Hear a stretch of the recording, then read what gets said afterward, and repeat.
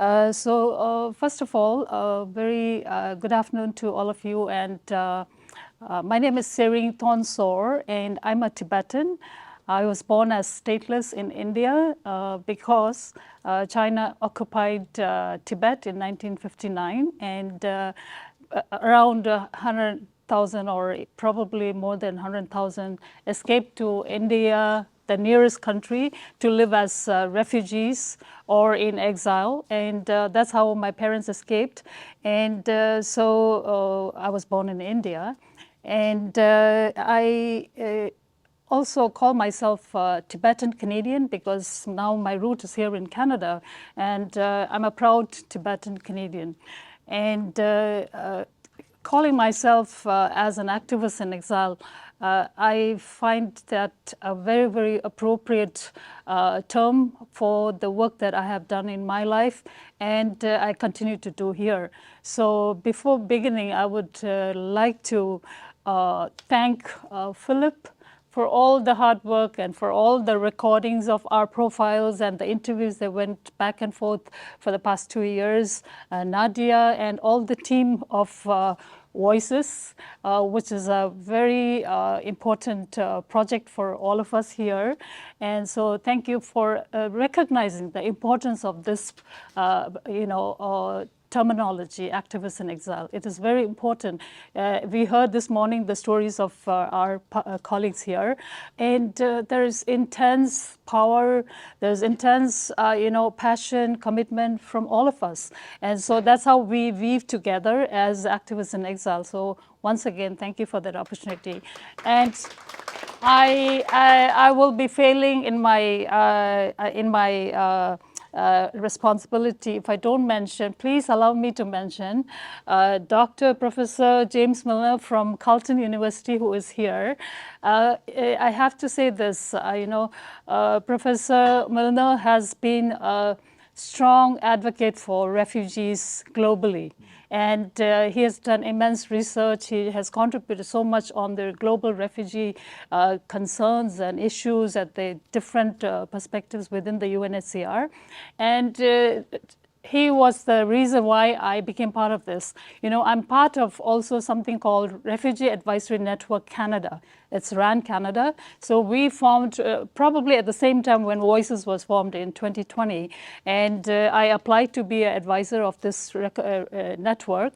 And so he sent the link to all of us about Voices and said, guys, if any one of you are interested, apply for this. I grabbed the opportunity. I must say I grabbed the opportunity because it definitely relates to what I did in my life in India as a refugee, as an activist, and now how I continue here. And that's how I got connected to Philip, and then everything started. So thank you so much, James, for the opportunity that you gave me. And now, as I talked about my social location, being born as a stateless, without any identity in India, to Tibetan parents who are very poor, starting their life all over from, being a refugee, uprooting, having nothing because they were from a very aristocratic family in Tibet, and they lost everything and they just came to India like many other Tibetans. And so having to live as a stateless without any identity and hearing constantly the narrative of, we have lost our country, we have no identity, and so Tibet is occupied, and our relatives are there in Tibet and under the Chinese occupation. And so constantly hearing that narrative of being helpless, powerless without your country and without your identity, not only from my parents, but also from the community, the Tibetan community who live in exile, has impacted a lot on my upbringing, my social location.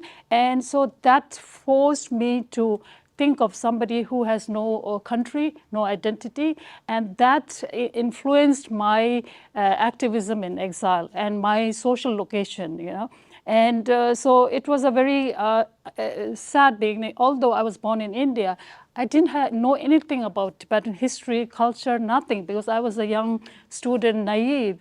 Yet, activism was entrusted upon me because of the English that I spoke in the community, and they elected me to be president of the Regional Tibetan Women's Association. We have, organizations. And after becoming the president, I had to learn all the Tibetan history, how it was occupied, and what is the situation now in Tibet. And then I have to use that platform to campaign for the Tibetan women's situation inside Tibet, because Tibetan women did not have any women's rights. They did not have any human rights. And forced sterilization was forced upon Tibetan women by the communist regime because of the one China policy system in China. And it was forced on the Tibetan women as well. And so a lot of issues that influenced my activism. And so I continued. That's how I happened to be in this activism field. And when we all talk about activism, there is intersectionality of oppression, of layers of, cross sections of being a refugee, being an activist in exile, being a women's rights defender, being a human rights defender. So when we look at it, we are the same person, but we have been persecuted. We have experienced all those layers of different locations. And so it's one and the same. Right? I am a refugee. I'm a stateless person. I'm also an activist in exile. I'm a mother. I'm a woman. I'm a defender of human rights as well as women's rights. So we work in the different, through different lens, but on the same issues that affect or impact us in different ways. And so that's how I look at it, and it continue my activism as a refugee through Refugee Advisory Network Canada, and my activism through this voice as an activist in exile. And I also look at the term, contributions to transnational community thriving. That reflects perfectly to what we all do. We didn't stop our activism after we came to Canada. I could have stopped. I'm a Canadian citizen, so now I'm happy. Why should I bother? But no, this morning there was a question from you. I wanted to respond to it. But no, every morning when I get up, I look at the news for what's happening inside Tibet. What is being, what is new now? What is happening there? And how can I, try to advocate or speak as a Tibetan on behalf of those Tibetans inside Tibet who do not have the voice, who do not have the power. And then as a refugee, I also check what is happening to this part of the world because I'm connected to it. So maybe I'm a Canadian citizen, but my root as a refugee can never be forgotten. My root as a stateless can never be forgotten. Some people say I'm no more a refugee, and I don't like to call myself a refugee. Well, we all have different perspectives, but for me, understanding the root, not forgetting the root is very important. I am a Tibetan. That's why I wore my tradition today to say that, Tibet is a country with its own culture, with its own language, with all its, rich heritage. It's a beautiful country. Unfortunately, it was occupied by the communist China in 1949 and then gradually in 1959. And to date, there is great repression in Tibet. And Tibetans don't have the power to express themselves free, whether we call it expression of freedom, expression of opinion, or expression of mobility, association, you name it, all the important rights chartered in the UNSCR and the UN body. None is there in Tibet. And that's the reason why I think it's important for people who are in exile to continue the momentum and continue speaking and advocating for those people who do not have the voice to speak and continue their struggle. So that's a very important connection that we have between us and the people back home in Tibet or in Hong Kong or in Taiwan or in Venezuela, Africa, wherever we all come from. The issues are going on, right, in Brazil, like we heard this morning, and we need to continue building the momentum because we are in a supposedly free world. Canada is a beautiful country, I'm privileged to be here, and I really appreciate despite its weakness, all of us have weakness and strengths, but despite, the weakness or the small things that we have here, it's a great country for people like us to not only be able to get the rights for ourselves and our family, but to be able to continue educating, creating awareness on the issues that are concerning us back home in Tibet or every other parts of the world. And to quickly, very quickly talk about the situation inside Tibet as I spoke. Tibetans, we heard about the COVID, and the latest news I heard from Tibet was the Chinese officials in Tibet, under the pretext of providing COVID checks, they gather the Tibetan children and do DNA tests to preserve identify the race, or what is the long-term strategy of the Chinese government. We don't know, but we heard news that they're doing this, and the Tibetans don't know the importance of it, and they have no say to talk against it. And we all talk about residential school and how bad it is. This is 21st century, and China is doing this in Tibet at this moment. They are gathering Tibetan children from the Tibetan parents and putting them in a residential school, have classes where the portraits of Mao Zedong, Deng Xiaoping, and Xi Jinping are put, and no Tibetan Dalai Lama's photo, no Tibetan flag, it's a Chinese flag, no Tibetan scripts on the classrooms, it's all Chinese scripts, and they are brainwashed from a very small age. So the idea is, the policy of the government, Chinese government, is strategically to eliminate the Tibetan race and completely make sure that they are part of China, and there is no protest against the communist regime. So Tibetan monks and nuns, we talk about writers and journalists.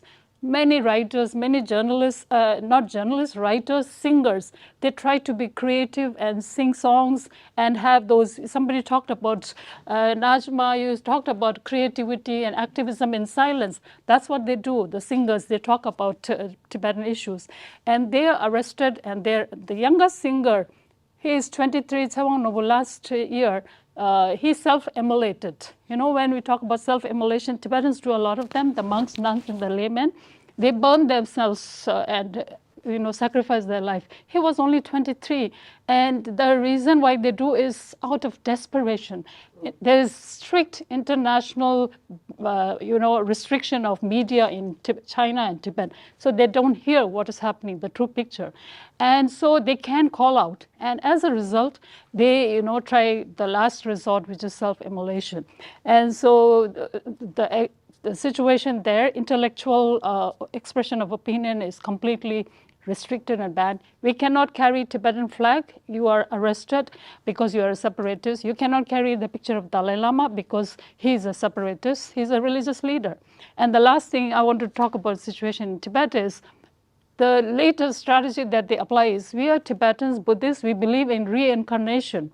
So now the Dalai Lama, the current Dalai Lama, he is 86.